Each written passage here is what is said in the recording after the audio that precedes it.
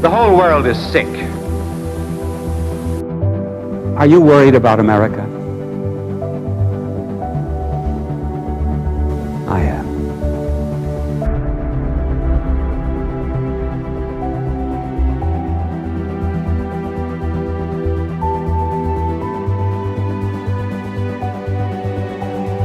Believe the impossible and you can do the incredible.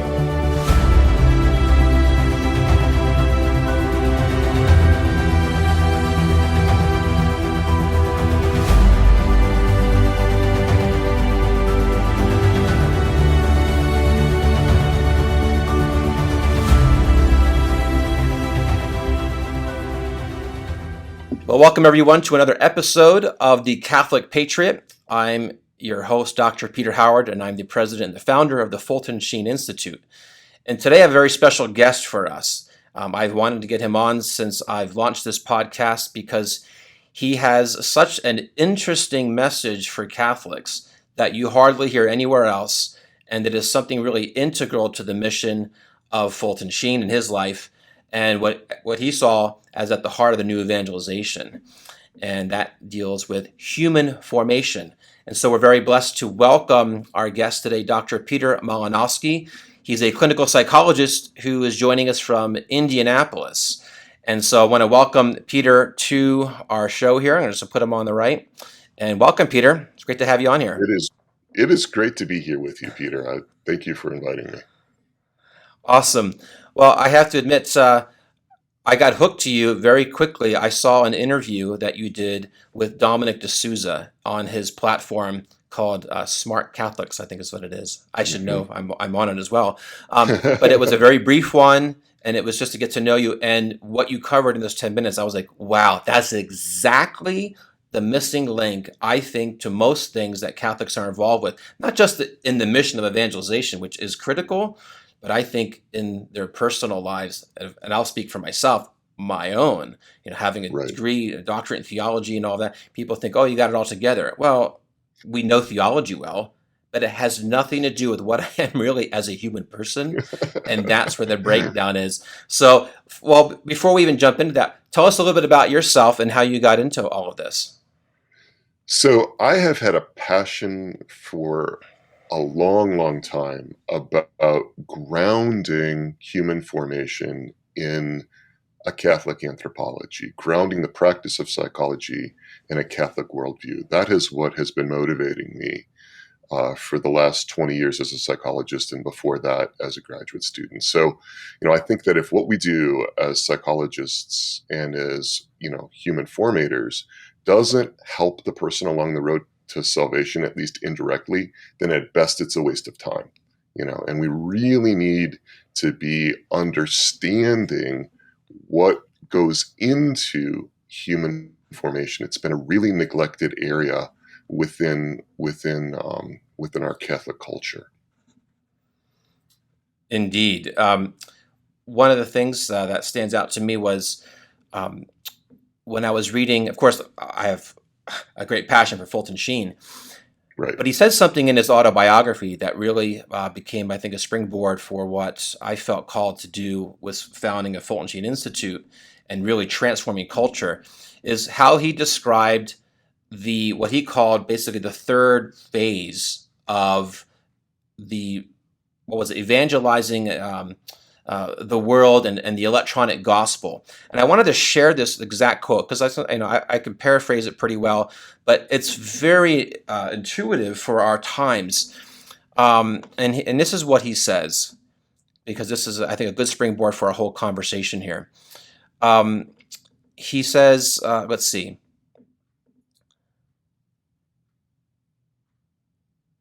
Here he is. Okay, sorry. He says that there's another, the third wave of evangelization he called the anthropological approach. And he said this: I merely mean it as the roots of the word imply, a study of man. The presentation of religion had been principally from God to man, but now it will be from man to God. It will not start with the order in the universe, alluding to the existence of the creator of the cosmos. It will start with the disorder inside of man himself. It will take all the findings of our psychological age and use them as a springboard for the presentation of divine truths. And then he added this personal note. He says, I often wish that I were younger so that I might use this third approach, which I have mentioned, namely starting with the unhappiness inside of the human heart. The audience is always there. The opportunities are ever present.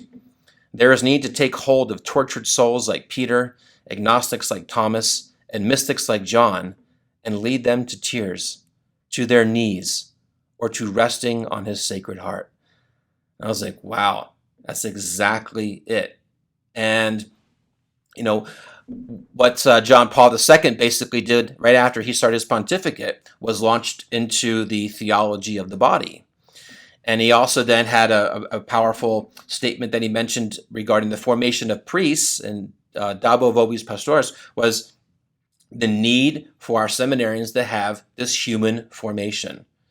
And so, Peter, let's begin our conversation just on that, taking what Sheen said, and now we're in the thick of this. You said this in 1978, and here we are. So this is something that you've really, I think, filled a critical niche within not just the church, but in our culture, but especially in the Catholic Church. So why don't you tell us what exactly is this human formation?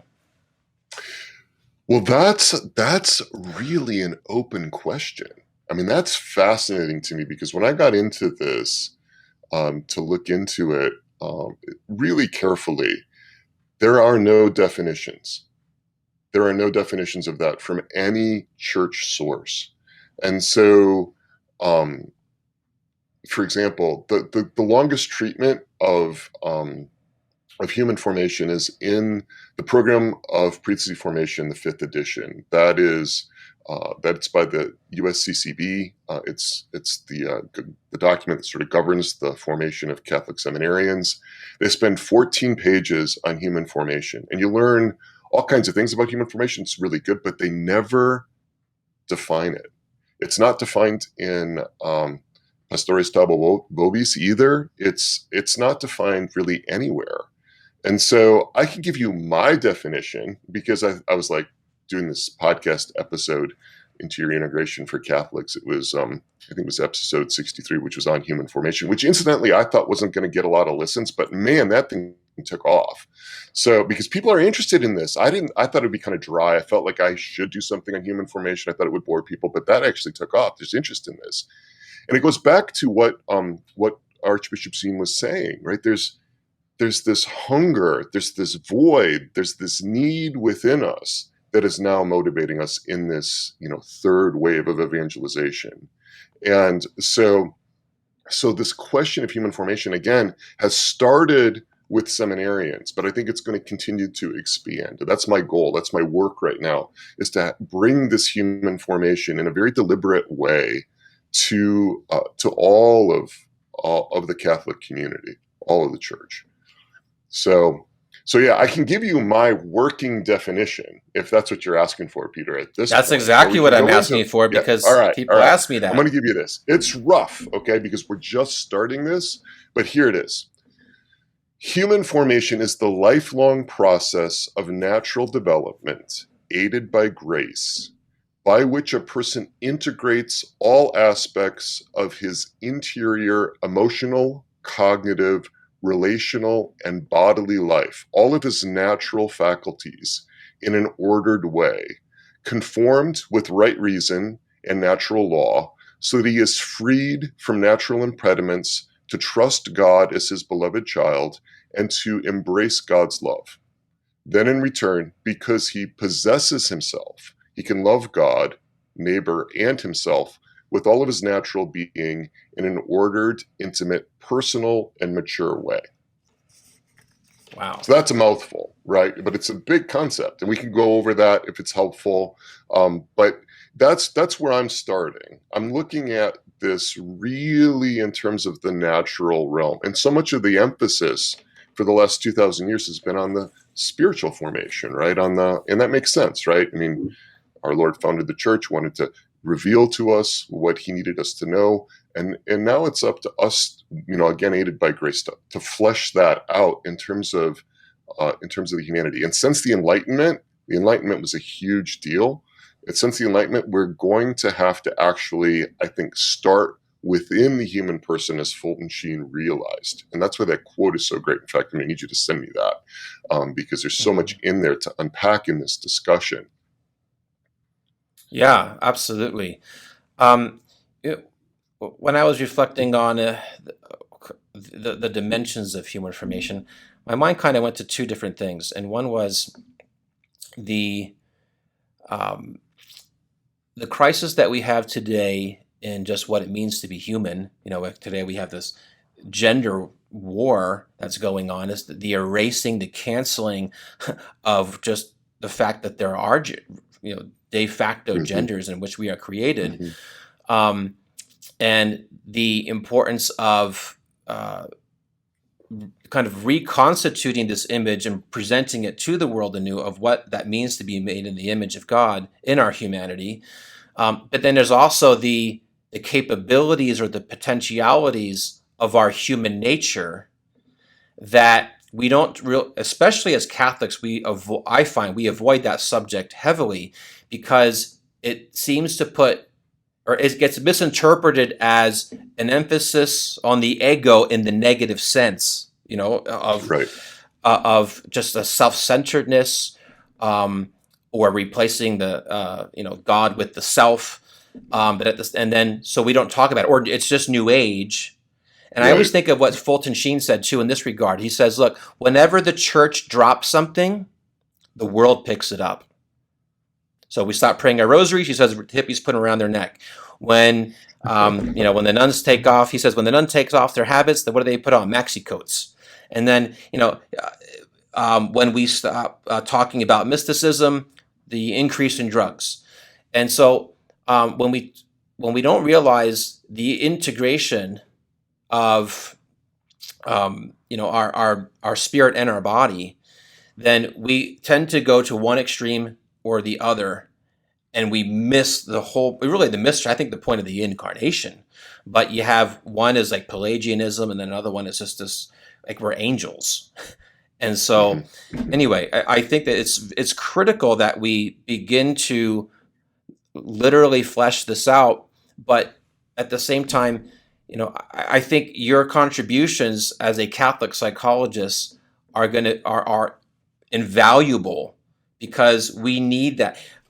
Just as a springboard for the next point here, because you gave a story when I was listening to one of your podcast episodes, and you'll know what it is as soon as I start it. But you started with a story of a man, I guess he was a young man, who had a family, and he went to adoration every day. He's praying his rosaries. And you even use a quote that I use all the time when I give talks, because it is very powerful to me, from Sister Lucia, that there's no problem whatsoever that cannot be solved by the rosary. And he's like, I'm doing all these things. And then he was, I guess, behind the scenes, perhaps, or in his personal life, it was falling apart. His family life was a disaster. His marriage was a disaster. And yet he's kind of like putting everything on the fact of, but I'm doing all of these spiritual things. Right. So what am I lacking? Right. And I was like, that speaks to, I think, many Catholics today. And I would say very many faithful Catholics. And where behind the scenes, behind the orthodoxy is disaster. And that all falls on this human information. So why don't you just give us some insights about that? Because I think that's a big reality. So if we think about the Garden of Eden and the fall, right, Adam and Eve, and the effect, the devastation that original sin had on the human body, right? Let's just spend a minute there. We have death now comes onto the scene, illness, pain, physical pain, fear of death. You have intensity of pain in childbirth.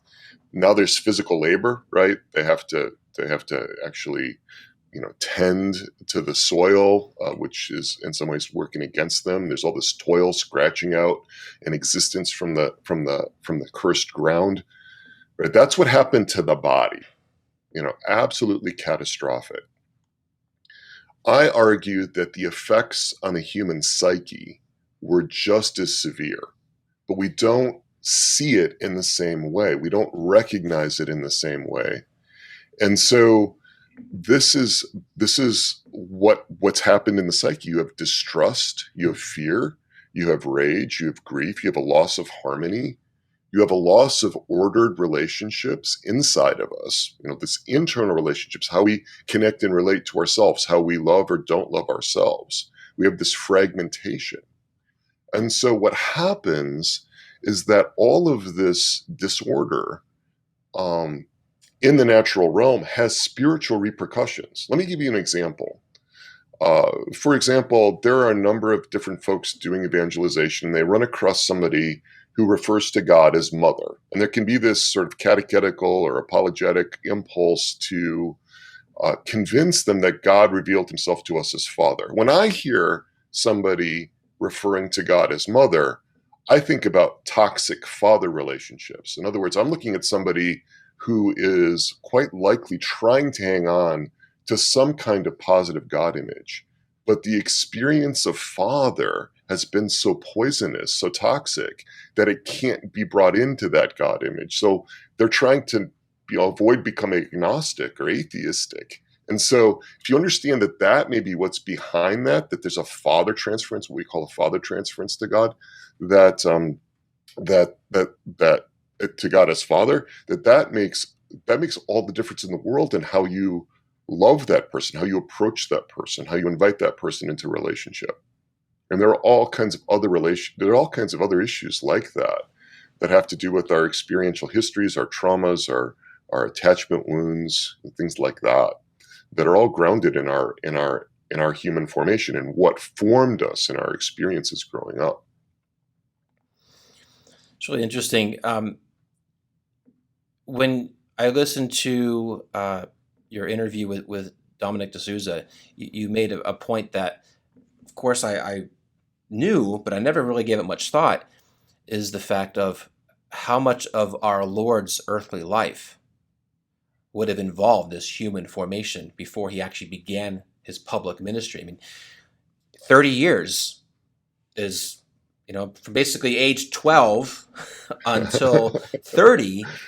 All we know is he went back and he grew in obedience, basically pointing to the virtues. He listened, he learned, Mhm. and it's something where it seems I'm actually curious to know, is there much writing on this from the saints of the church, or or just the over the history? I've wondered, like, well, what was this human formation like? Because he was perfectly human, and there's acquired knowledge, Mhm. and I think that's something that we.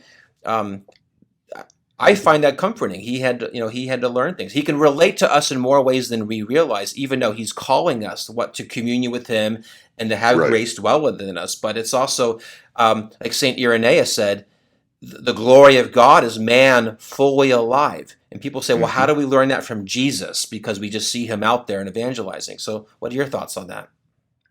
So yeah, you're asking about Luke 2:52, right? And Jesus grew in wisdom and in stature and in favor with God and man. How do we understand that? Well, the ancients didn't make the kind of distinctions that we tend to make now between the natural and the spiritual. It was much more unified back then. And I think especially in our culture, especially in the United States in the 21st century, after 200 and, almost 250 years of separation of church and state and so forth, there's this dichotomy, right? Almost like religion's in a ghetto, the spiritual life is in its own little like neighborhood, right? And so I think that's particularly difficult for us as in the U.S. Um, it hasn't, to my knowledge, really been fleshed out that much, to be honest with you, Peter. I have not run across a lot that discusses that hidden life. Obviously there are the mystics, that have been given private revelations about what our Lord's upbringing might have been like. Those don't, those can be in error. I think that when you are, but I think your point that we really need to understand that yes, Jesus was formed. He chose to have Joseph as his father to teach him things. In his human nature, he needed that. And I think what that does is it gives us direction and, in a sense, permission as well as the obligation to consider our own human formation. 30 years in obscurity, 3 years in active ministry, that's a 10-to-1 ratio, so it's really, that's actually what this is all about. Interesting. One of the words that we use a lot when we talk about or introducing human formation is integration.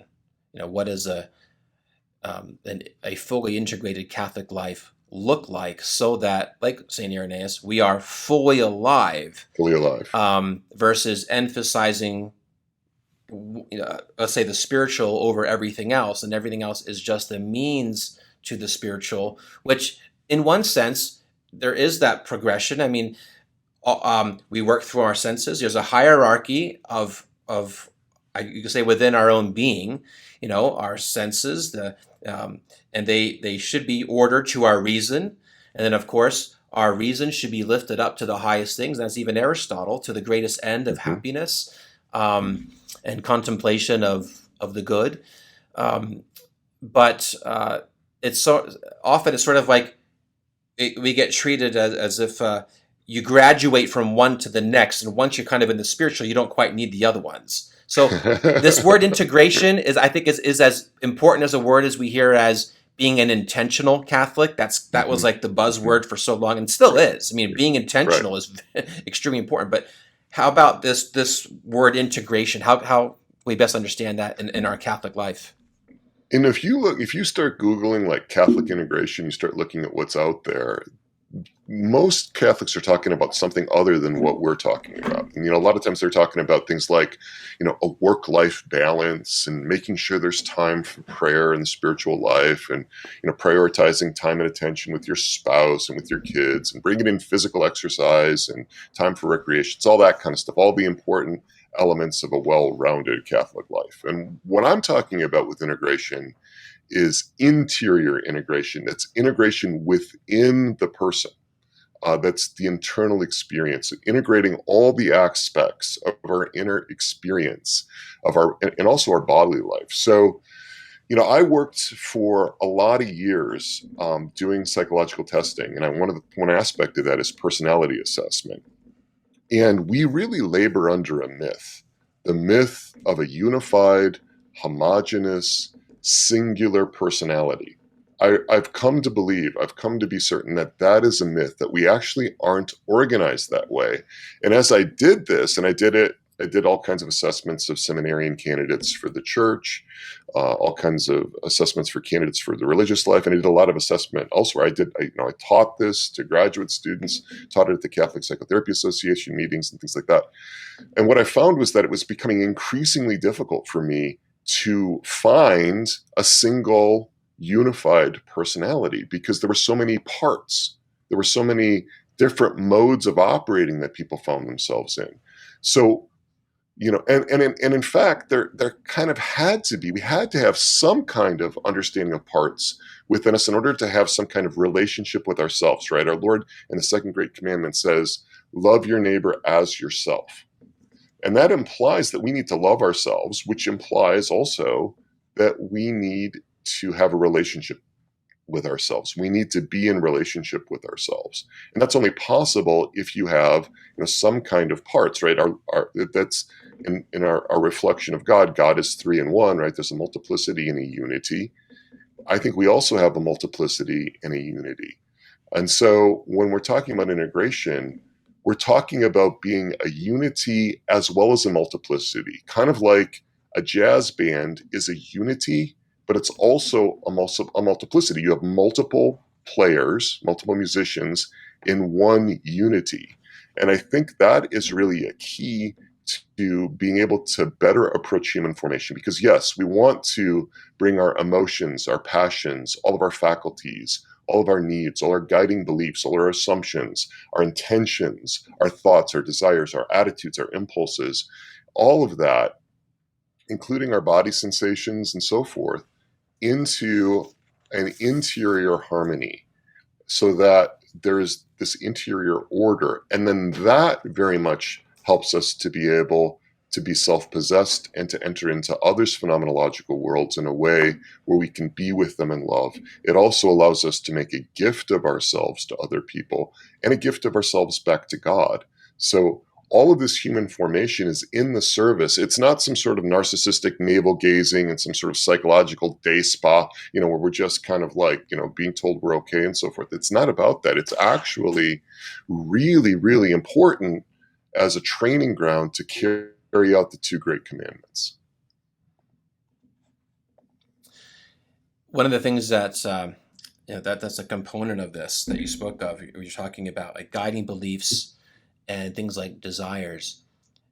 Many Catholics shy away from those things as if, well, really with a misunderstanding, a theological one as well, of, Yes. well, Teresa says, well, not my will, but yours be done, Lord, Father. And then I always tell people too, as that if you ever have a spiritual director who teaches you that just because you desire something, it's not what God wants, you need to run. I said he's confusing really an Ignatian principle, which is, agere contra, to act against. And that's so that we can be perfected in the moral virtues. So when we're disordered in one thing, we can counter that by choosing the opposite, and that helps us to grow. But this whole thing of, well, if I really want this is just what I want. I don't really know what God wants. Well, then where does God start? Because I don't know of how many, of the billion plus Catholics, how many are getting direct revelations, And so, like, where do you begin in this human formation, other than, in a certain sense, that human desire and understanding that properly? So help us to understand that role of desire, because it seems like that is the starting point. So you're absolutely right about the moral question. One of the things I do spend a lot of time on is helping people feel safe enough to explore their inner world, right? Because if they run across a desire that may be disordered, okay, a desire to let's say a desire to blaspheme, right, and to blame God for the problems, and theologically know that that's not, I want to go toward that desire because there's something there. There's something motivating that seems important to resolve, right? Again, it could be this father transference that we talked about with this woman who sees God as mother, right? There might be something there that actually needs to be resolved on a natural level. So we make a distinction between, first moral acts and second moral acts, right? The desire that comes up spontaneously, it's not embraced, it's not endorsed by the will. That doesn't carry moral weight. It's what you do with it that carries the moral weight once the will gets involved, right? So there are all kinds of really valuable things that if you can be humble enough and you can be courageous enough to really get to know what's down there, that's the first step to being able to resolve it. Most people have really no idea of why they do the things that they do. I mean, even St. Paul, right, in Romans 7:15, why is it that I do that which I don't want to do? He's lamenting, and that wasn't a problem of will. So much of if you look at the history of psychology in the United States from a Catholic perspective, Robert Kugelman has a great book on this called Catholicism and Psychology. Almost all of the efforts in psychology in the first 5 decades of the 20th century were about will training. They were all about, bearing down. And what we find, especially in trauma treatment, is that doesn't work. That is not enough. You cannot overcome so many things that are going on in the unconscious by the will, because the intellect isn't aware of them. And so one of the things that we go back to is, Socrates, know thyself, and our Lord, right? Removing the beam from your own eye. That involves understanding what that is, and it means parsing out like what is actually sinful from what is merely disordered, from what is neither sinful nor disordered, right? So I'm going to be looking at what are the intentions behind behind a desire. For example, I have an episode where I talk about the top 10 episodes why Catholic men masturbate. And when I get into is all of these unconscious things that these guys are not aware of when they come in to see me. I mean, but there are ways that parts of them are trying to protect themselves. And so there's all kinds of things there, a whole world going on outside of conscious awareness in the unconscious that actually can be made conscious if there's a receptivity to it. But often with really orthodox Catholics, those that are the most sort of concerned about living the faith correctly, there's an intolerance of what we might find down there. And that's one of the reasons why, when you look at the saints who have done a lot of interior work, who are integrated interiorly, they don't say, things like, I'm so glad I've made it to this point of human perfection.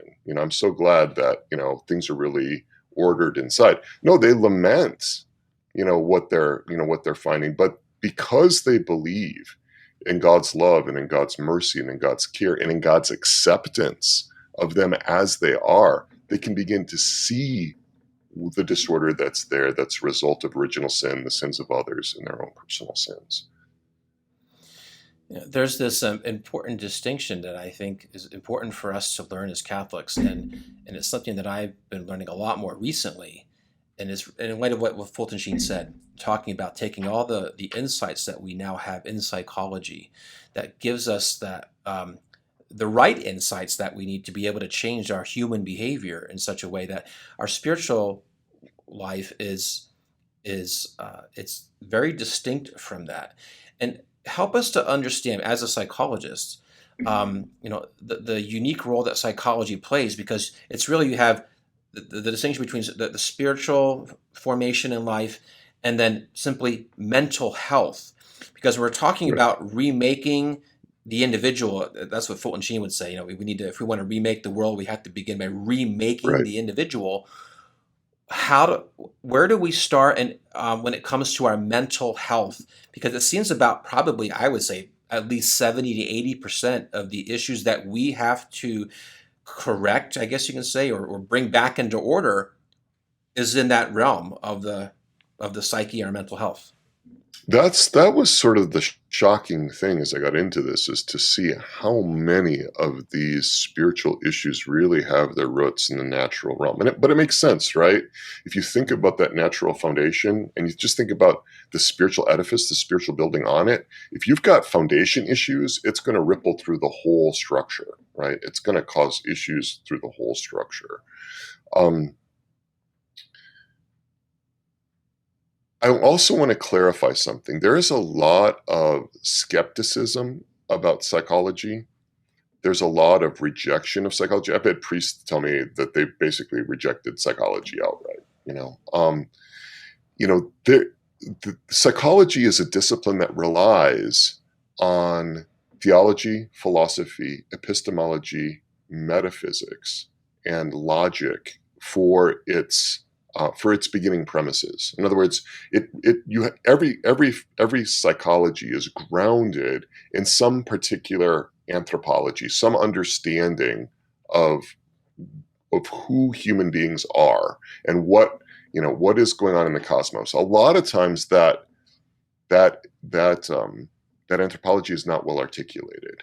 If you go to a psychologist or you go to a counselor, they're going to be practicing a form of psychotherapy that's grounded in some kind of anthropology. They might not even be clear about what it is, right? And so much of the anthropological stuff has been brought in kind of through the back door. The governing anthropology right now, as far as I can tell, within general secular psychology is hedonism. It's to increase pleasure and decrease pain. That's really sort of the kind of guiding, with a heavy dose of individualism, an assumption that what people's desires are will make them happy if they can only achieve them, and so forth. So I'm talking about a particular kind of psychology, a psychology that's grounded in a Catholic anthropology that actually is harmonized with the truths of the faith rather than the other way around, right? Rather than harmonizing the religion with the findings of psychology. So we want to make clear about that, because that's an important distinction. Once you have that, then there's something that St. Augustine wrote in De Doctrina Christiana in chapter 40, where he talks about despoiling the Egyptians. This is the Catholic with a small c, taking all of what's valuable and good from all of the secular enterprises and making it our own, gathering all of that in. It's very difficult to find an effective treatment for bulimia in the early church fathers. You're going to have a very difficult time finding an effective treatment for flashbacks and all of the trauma symptoms of PTSD, especially complex PTSD in the Summa, right? That's not what they're designed for. We need to be able to take not only what we find in psychology, but also physiology, neurology, traumatology, all these disciplines in order to be able to help. One of the toughest crowds, one of the toughest populations to actually evangelize are psychologists, because as St. Augustine emphasized, if you are off base, if you are not conversant, if you've got erroneous ideas about a subject matter that the person that you're working with is familiar with, you're not going to attract them. You're not going to be credible, right? There's a real question of an ethos here. And so that's one of the reasons why a lot of my colleagues that are in the secular world, they really struggle with how I could be Catholic. They really wonder about that because they're dealing with human formation issues, right? They're dealing with them. They recognize the importance of them. But what they have seen from so many Catholics is that they're not well versed in that. And that goes back to Chesterton's quote, right? The greatest obstacle to converting to Catholicism is Catholics, right? It's when they see that there's a real deficit there and that we're not very well versed in this, it makes it not attractive. But if you can bring the faith and you can speak to the need in their heart, like you were talking about from that original quote from Fulton Sheen at the beginning, then connections start to happen, lights start to go on. It's like, oh, we can I don't have to leave all of this to join the Catholic faith. I don't have to abandon this for the spiritual life. We're back to that Catholic and rather than, that or that would create a false division there. But what we need are more clinicians that are willing to integrate that, the natural and the spiritual. And then we need, even more than that, we need people that are willing to live it out, that are really willing to do their own human formation, because that is essential to becoming a saint. It is essential to have a solid enough human formation foundation in order to carry out, or in order to achieve a certain degree of sanctity. And I argue that it's better to do it here than to do it in purgatory, because you're the theologian, right? You can correct me if I'm wrong. So this is a warning. This is speculative Malinoski theology here, eschatology. But that anything disordered is not going to make it into heaven. So if you've got disorder in the natural realm, right? If there's disordered desires, if there's disordered passions, any of that's going to have to be resolved in purgatory. And everything I've heard about that is that it's better to take care of it here than there, if you can. So. Yeah. Oh, yeah, for sure. It's interesting. As you were talking, I thought of kind of a parallel, thinking of Scott Hahn when he would say, it's time for Catholics to become Bible Christians and for Bible Christians to become Catholics. In other senses, like he would talk about, like one had the recipe, one had the meal, but when you put them together, sorry, I got to wave my arms or something, like a sensor. I think the light went out. Anyway, these little time things here. So, but is thinking about what the world has in this scientific age that has abandoned God. They made a lot of technological advances. They've also had some advances in, of course, in psychology and other things as well. And yet, to the point where, like you were saying, they almost don't think that they need the spiritual because they haven't seen an authentic representation, or which the experience draws them into the teaching. And that's also Fulton Sheen too. He's like, never pay attention to what people say. Why do they say it? But at the same time, it's the church then who is cautious, I guess in this perhaps a good sense. I mean, you should always a good cautiousness, but to the extent that it's neglected, though, like what Fulton Sheen says, we've got to take what's good from psychology and mental health, because that's the bridge is right in that area. And I'm not a psychologist, and and I'll be honest, like when I was in my theological days early on, my gung ho, and like theology is the queen of the sciences. What else do I need?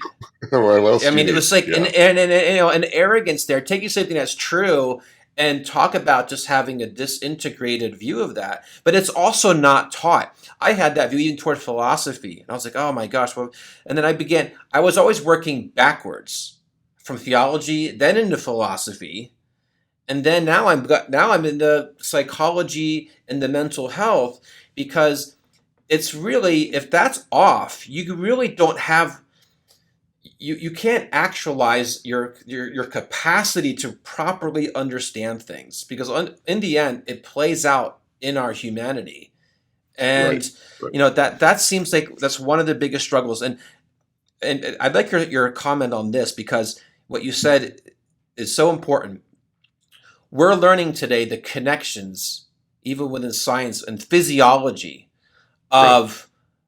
of the effects of, I mean, things like positive thinking, what the secular world has become obsessed with, but they're also onto something, and they're also They're onto now science something. is saying, but they're saying like neuroscience is actually now teaching us that we actually do have regenerative parts that we can reconnect, resynaptic, whatever you want to call it, these synaptic connections can actually be rebuilt.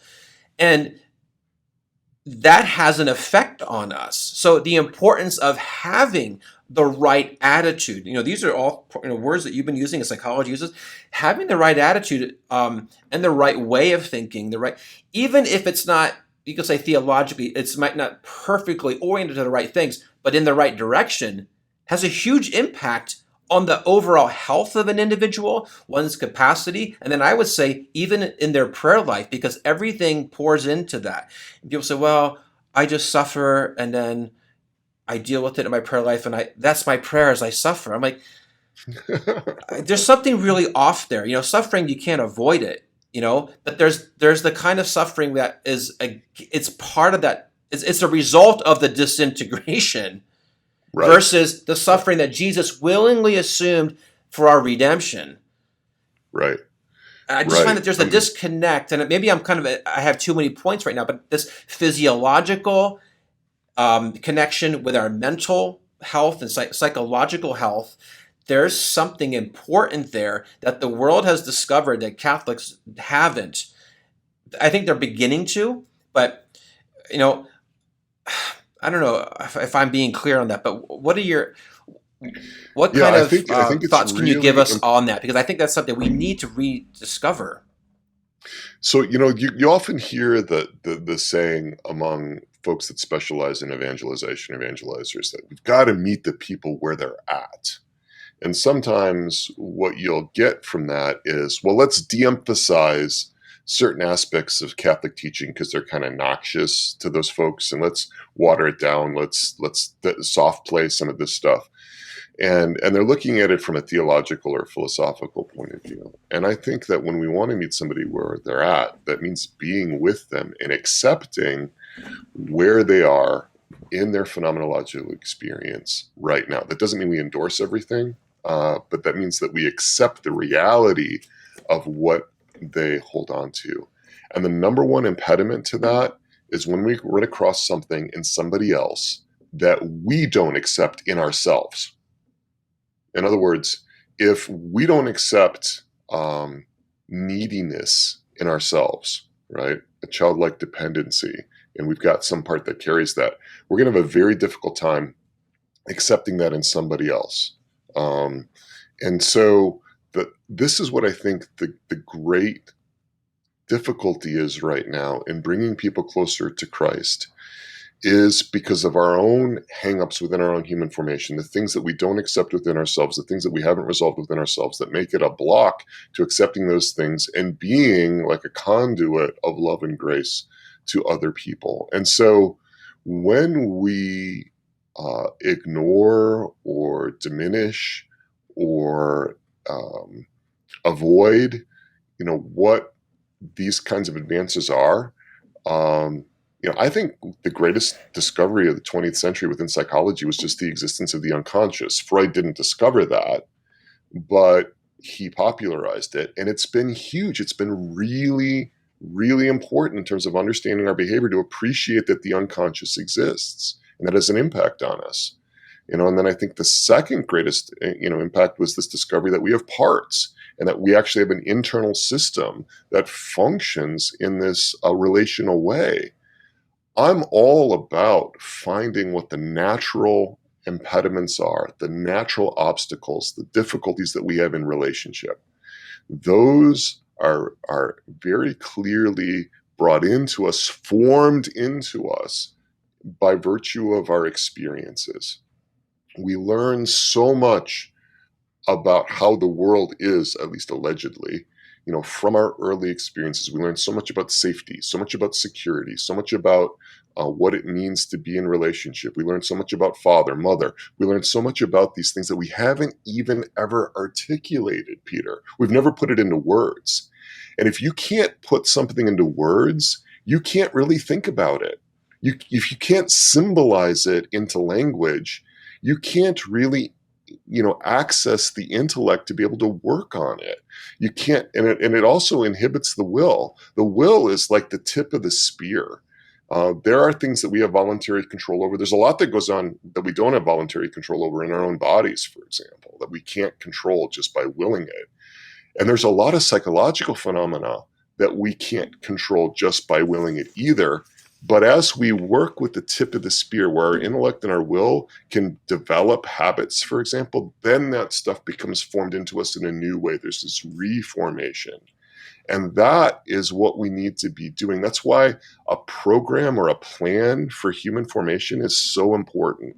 That's why, we often talk about having a spiritual plan of life, pray the rosary every day, and we go to mass, on Sundays, and we have our daily examination of conscience, both general and particular, and all of that.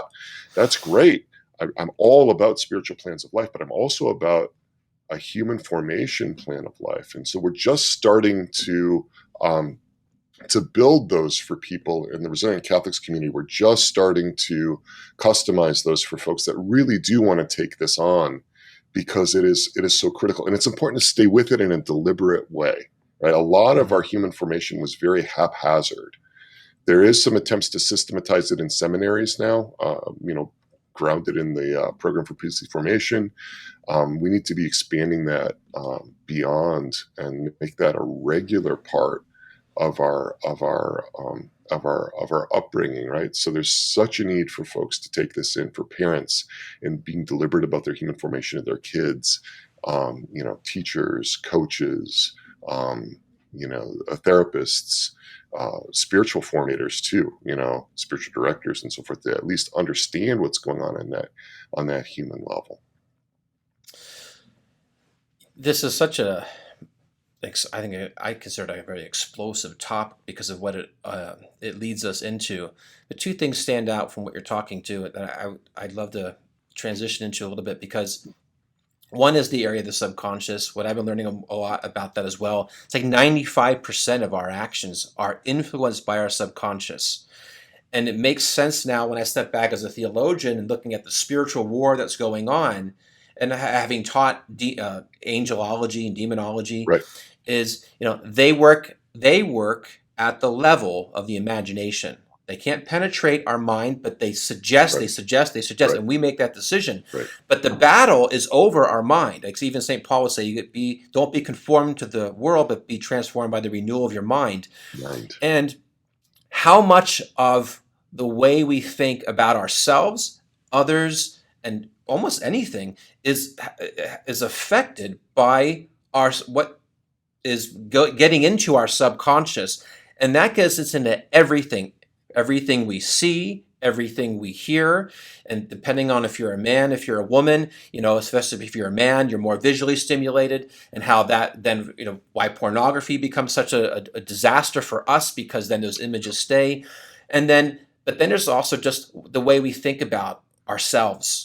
And then Catholics usually kind of at that point say, "Oh, you're getting into almost New Age things. You're talking about reaching getting all self-absorbed, getting all self-focused again." Yeah, we need to be dying to self, Peter. We need to be dying to self. Right? I don't know how many times I've had people drag their carcasses into my office, right?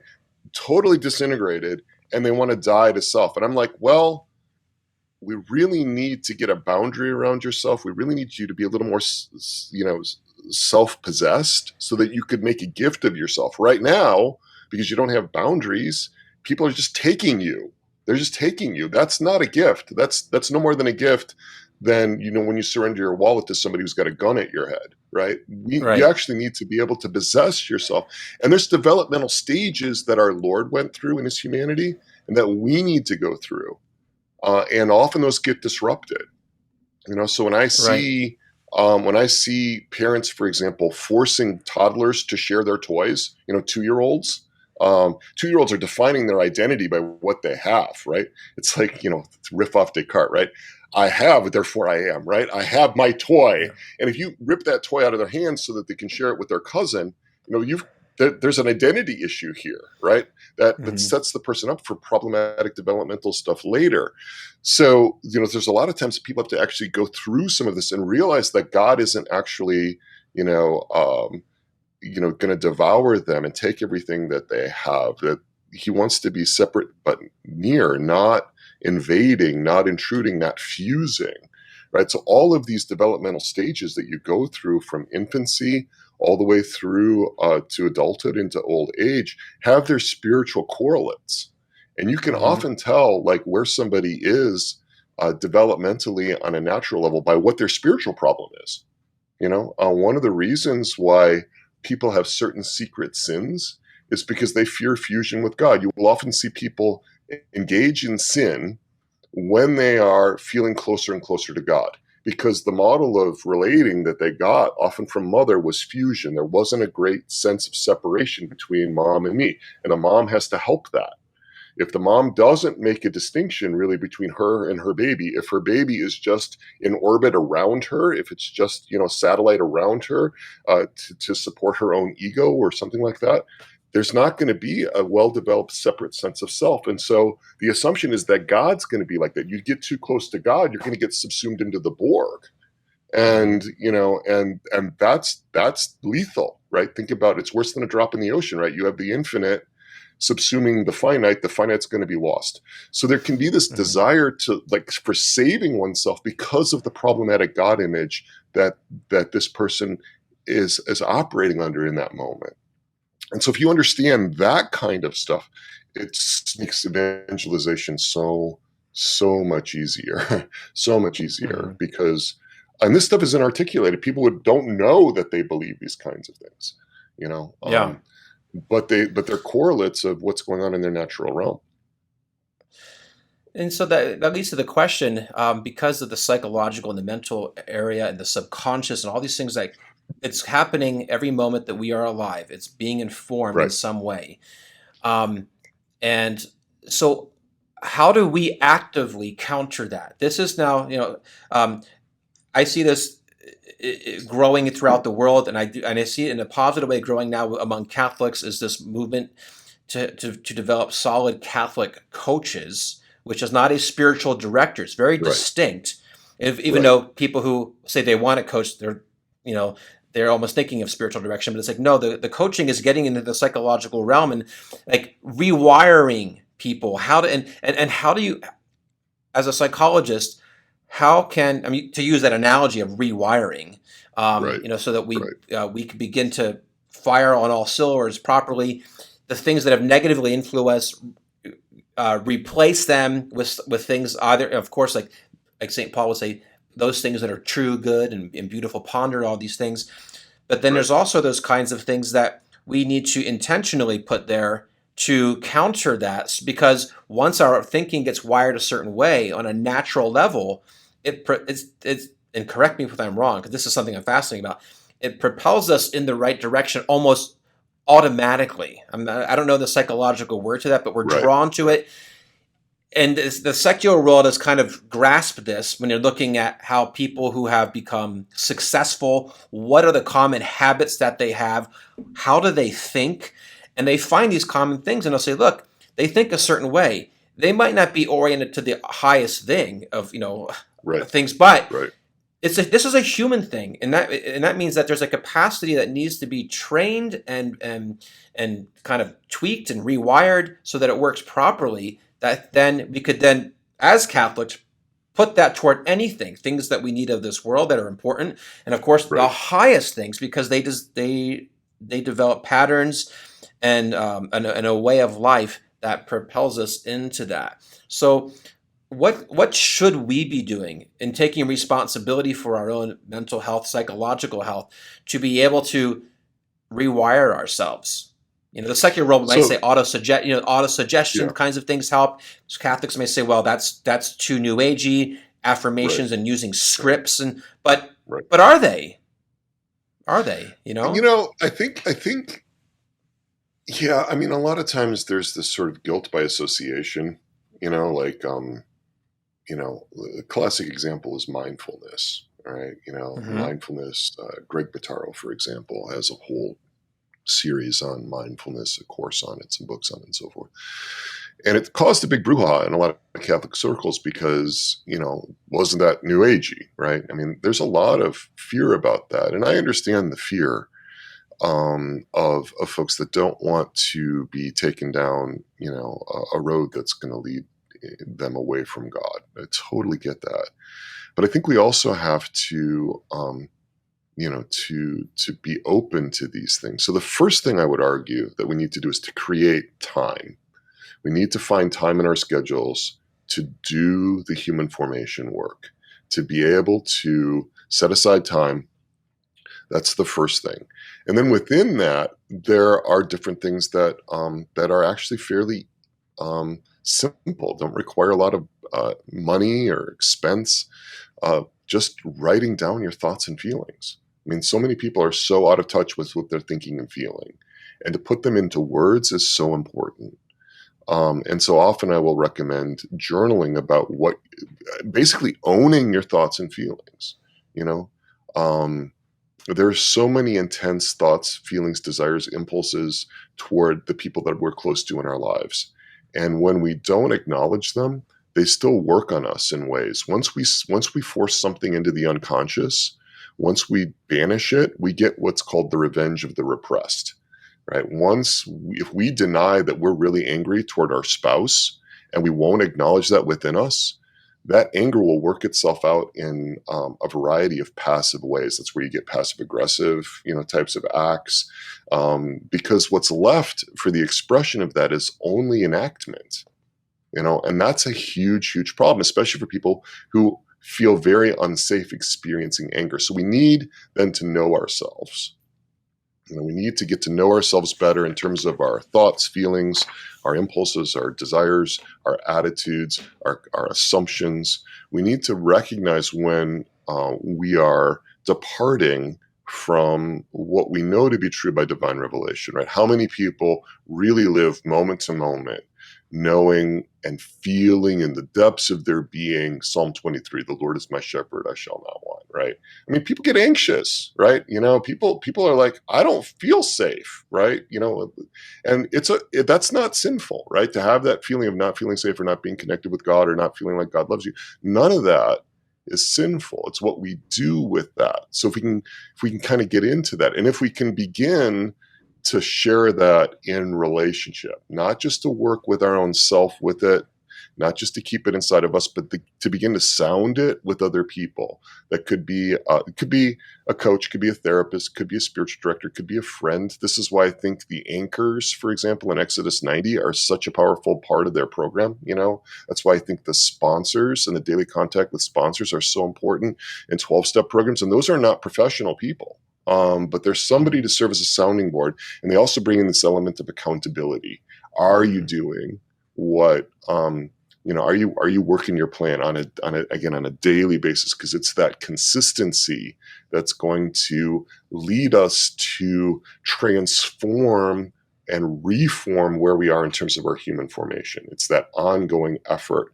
And then we're using the intellect and the will as the tip of the spear to get more and more ordered. And then once it's more and more ordered, then it can run automatically, and it's going to lead us to good things. There's an analogy here to the difference between exercising a virtue and possessing the virtue, right? In the spiritual realm. When you possess a virtue, it comes naturally, it comes spontaneously, it comes up without like all this effort of the will, right? Because there's been work. The tip of the spear has gotten you there. And sort of ingrained it within you, again, with the help of grace, and obviously in the case of virtues. So, and people need help and guidance on this. That's why, I do have the Resilient Catholics community that grew up around the Interior Integration for Catholics podcast. You can check those out at Souls and Hearts. I know you're bringing in some really interesting, elements to the Fulton Sheen Institute with some human formation work that you guys are doing. I'm super excited about that because I think we're going to need to see that coming up. There are other organizations that we've been contacted by at Souls and Hearts, some major ones that are now really interested in having us consult with them about human formation stuff. We're working with two really big names right now to help bring in more human formation into their programming in a deliberate way.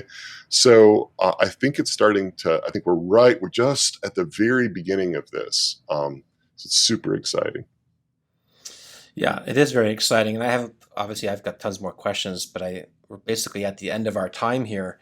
I think that this note of how we are seeing this now playing out, growing within the Catholic world, even though it's still small, I think I encourage Catholics, especially those who are watching this, to make that mature intellectual distinction of, we can talk about things of who we are in our humanity without having this, we've turned the switch off of our spirituality or whatever it is. Right. This is important because this is really that bridge between, and with our body, our mind, and our spirit. That mind is really where the battle's at.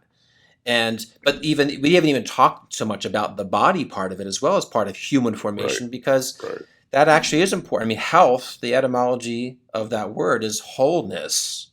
And so, you got spiritual health, mental health, and physical health.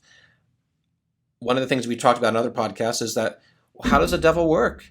What is he using right now to really create fear in the world? It's over health. And very few people are asking the right questions, but that's a whole other topic. But the point though is that these things matter because that then can control how you think in your mind. Right. Then the spirit's easy. Then he's got you because you're completely disoriented and disintegrated in the other ones. He doesn't have to worry about that. And that's where the whole thing of when we drop something, the world picks it up. And now it's like we're trying to, as well-formed Catholics, we are, like Sheen says, we are trying to draw the best from psychology. I would say within this realm, we're trying to draw the best of personal development, which is catapulting people to achieve things in their humanity that they never thought that they could, because the world says, and other people said, you can't. Personal development jumps in and says, look, you need to have the right mindset. And that's actually important. Having a well-formed Catholic on top of that then orients that properly to, sometimes it is the same things, but never at the expense or compromising the greatest things. I always tell people, if you're living, you wake up and you live that first commandment, love the Lord your God with all your heart, with all your mind, with all your soul, and all your strength, which is body, mind, and spirit right there. Right. I forget which one adds that fourth one, if it's Luke or not, but then you can have confidence moving forward when you're going to the psychological part that, okay, now I'm not worried about that. But that work that I have to do, that God expects me to do, in taking responsibility, because I've allowed a lot of things to influence me negatively, I have to make those efforts to be able to remove them, which is often what the spiritual part does. But I have to intentionally do things that build them up in the right way, rewire it the way it should.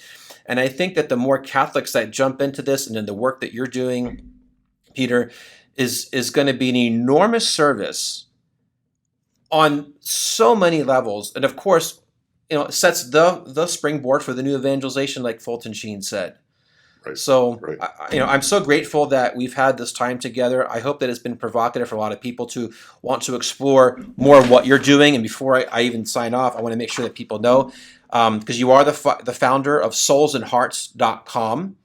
and you have a podcast, Interior Integration for Catholics, and you have another, you said a community has kind of come out of this called the Resilient Catholics. Why don't you just fill in anything that I'm missing there so they know exactly where to go and how to learn more? Sure. So everything's on our website at soulsandhearts.com. Jerry Cretin and I, he's a doctoral level. Dr. Creed is, Dr. Jerry is a doctoral level licensed marriage and family therapist. So we teamed up on this. That whole site is all about bringing the best of psychology and human formation, grounded in a Catholic anthropology, grounded in a Catholic worldview to you. That's really what it's all about. And we have podcasts and shows and blogs and courses and things like that there.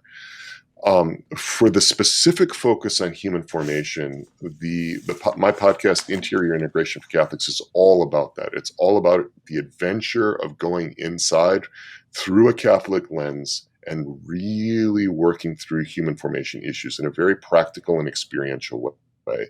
And then from that flowed the Resilient Catholics community. This is a community of people that are deliberate about doing their own human formation. They want to do it together on a pilgrimage toward better human formation together. And we do that through small groups, through having companions.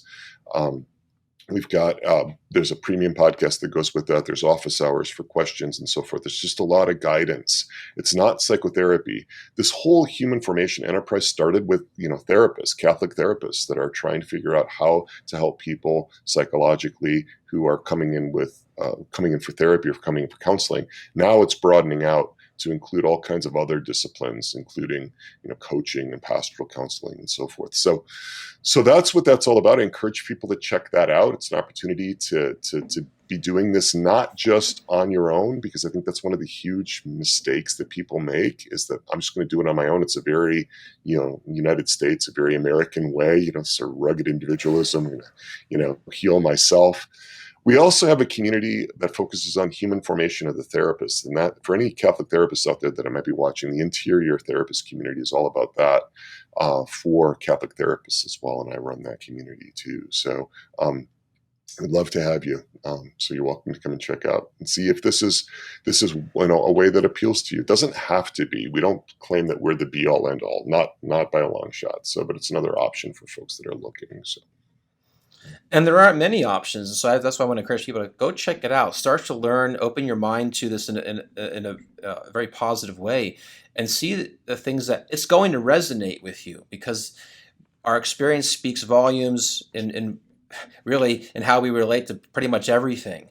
And so as I listen to part of a podcast and I'm like, wow, I learned so much in 10 minutes, because we don't find that being talked about in the right way. And same thing with the Fulton Sheen Institute. Now that we're launching a whole leadership dimension of that, right. We're going to emphasize certain things that you may not find in the Souls and Hearts, but we're also going to be drawing from the same kinds of fonts that are going to really bring this integration together. And one of the, because we're focusing on leaderships as well, we're also going to talk a lot about techniques and skills that are going to be important, that have formed the leaders that we do have.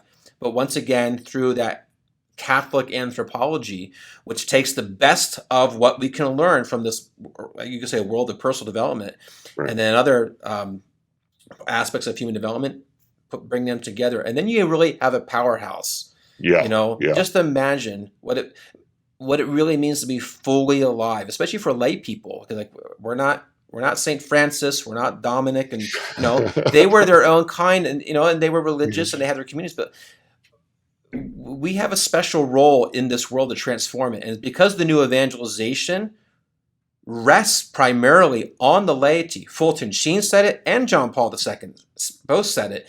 The future, Sheen was bold, and he said, who's going to save the church in the future? He said, it won't be our priests and bishops. And I was like, whoa, he's an archbishop saying this. He says, it'll be you laity.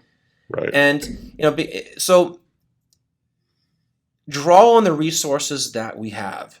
And so I want to thank you, Dr. Malinoski, for being with us today. I hope we can have you back in the future. This is fantastic, and just I find very motivating, in the sense of wanting to learn this, because as you put the pieces together, as you begin to rewire things, it's like you feel that life come back. And then what does it do? It affects your spiritual life in the end more than anything. So any last words for you? What it's all about. I like the idea of wiring. Actually, a lot of it is just soldering. It's just connecting what's already there, because so much is given to us innately, given to us by our Lord innately, and so many things we just need access to.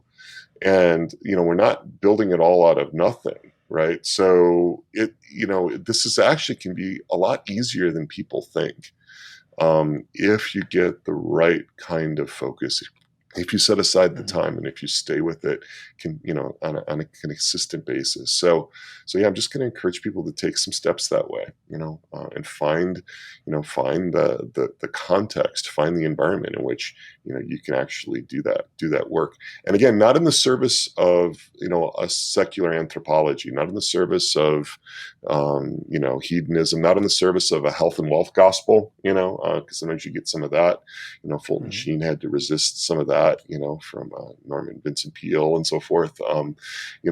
We're doing this in order to be able to carry out the two great commandments, to love God, to love our neighbor, and as a prerequisite for that, to also love ourselves in an ordered and wholesome way.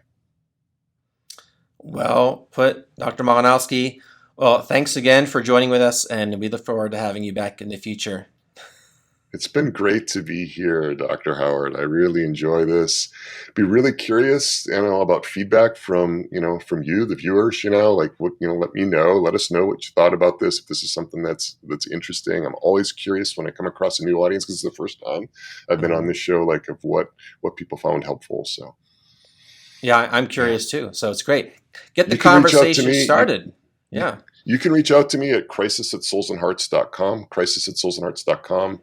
And I also have conversation hours on every Tuesday and Thursday from 4:30 to 5:30 p.m. Eastern time.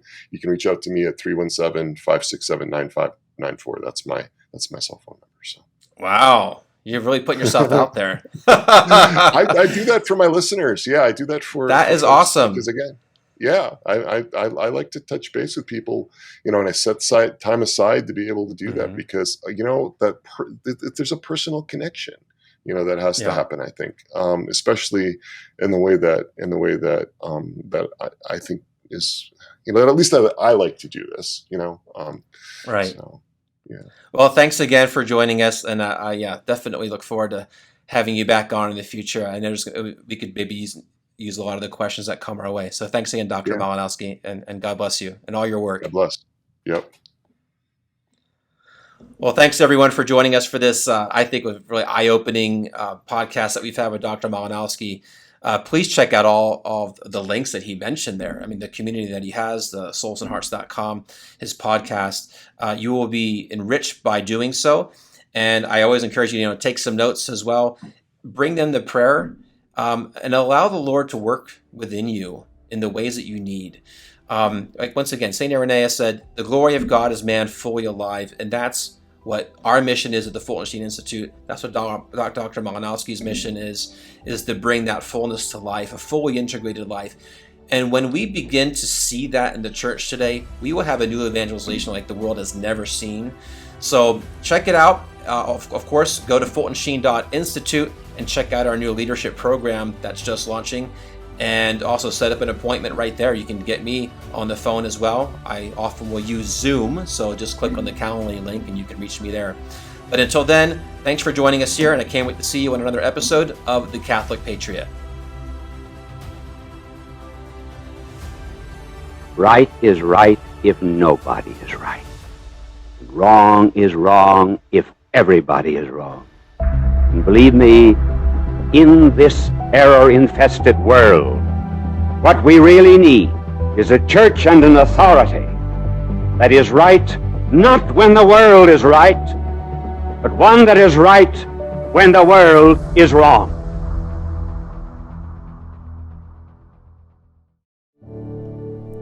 Never in history has the prayer of the Rosary been more needed to save our families, our countries, and defeat the evils of the world than now.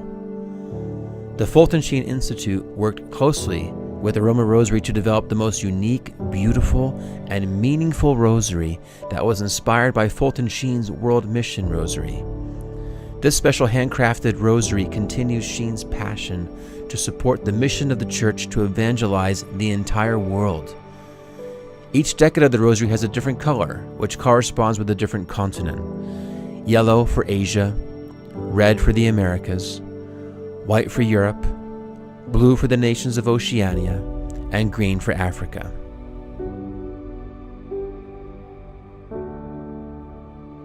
Each Fulton Sheen Aroma Rosary comes with a set of 4 pure essential oil blends that have been chosen for their therapeutic and theological significance.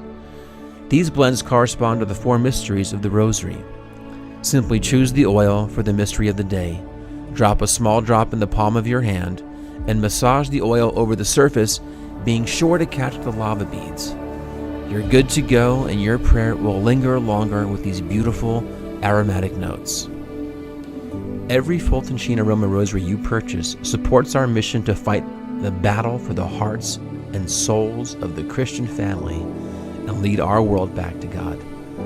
So visit the Fulton Sheen Institute's store and pick up your beautiful Fulton Sheen Aroma Rosary today. Get one for you, your family members, your close friends, and don't forget your pastor. Thank you so much for your prayers and your support.